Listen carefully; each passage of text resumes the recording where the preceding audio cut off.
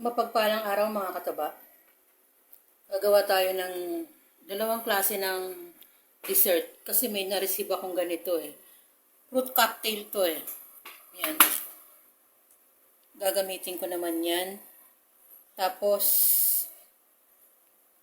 ito ang pinaka-ingredients niyan. Itong graham. So, alam nyo na yan. Tapos, isang pack na graham. Condensed milk. Evap milk. Kahit na anong brand pwede. Tapos meron tayo ditong gulaman powder. Unflavored to. Tapos ito yung ating mga lalagyan. So napakasimple lang nito na minimension ko. So mag-start na tayo. Tanggalin ko lang yung syrup nito at balikan natin. Yan. Yung condensed milk, kumuha ko ng kalahating lata. Tapos naglagay ako ng mga 1/3 ng evap milk. Kasi hindi na ako gumamit ng crema asada. Kasi gagamitin natin yung evap milk dun sa ating gulaman. Ganun lang. Minimix ko lang. Tapos buhos natin dito.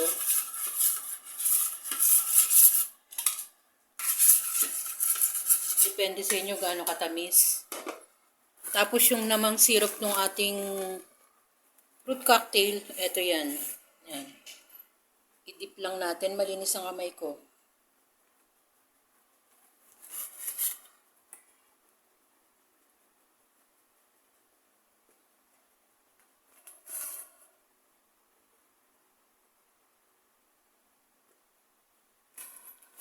So, ganun lang. I-layer-layer lang natin. Yan. Maganda kasi malambot na yung ating graham. Balikan nyo ako habang nililayer ko. Bago natin lagyan ng toppings na fruit cocktail. Pwede na natin ilagay yung ating fruit cocktail. Magtira tayo para sa ating gulaman. Malalaki yung laman ng fruit cocktail niya. Ayan, ikalat lang natin. Tapos, nagdurog ako ng ating graham. Lagyan natin sa ibabaw. At yung ating natira na, sama na natin. Mix ng condensed milk at evap milk. So yan. Saka natin isusunod yung ating isa pang dessert. Dito sa kalderong maliit. Kasi meron tong condensed milk kaya na ganyan yung kulay. Naglagay ako ng 2 cups ng water.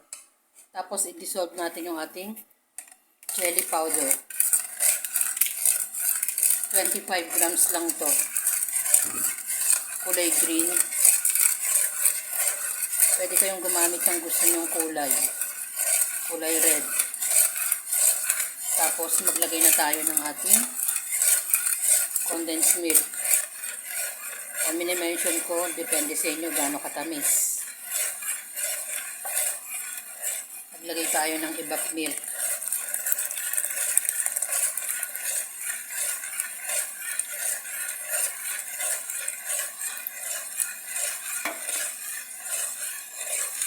At yung ating natirang syrup.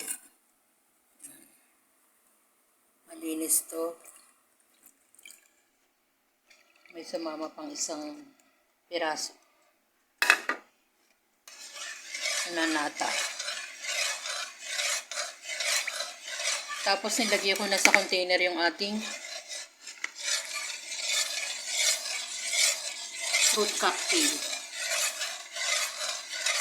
Yan, pwede na natin isalang to.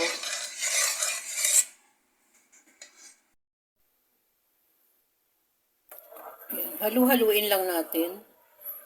At pag kumulo na, pwede na nating i-transfer sa lalagyan agad kasi madali itong tumigas. Saka natin ilagay sa ref.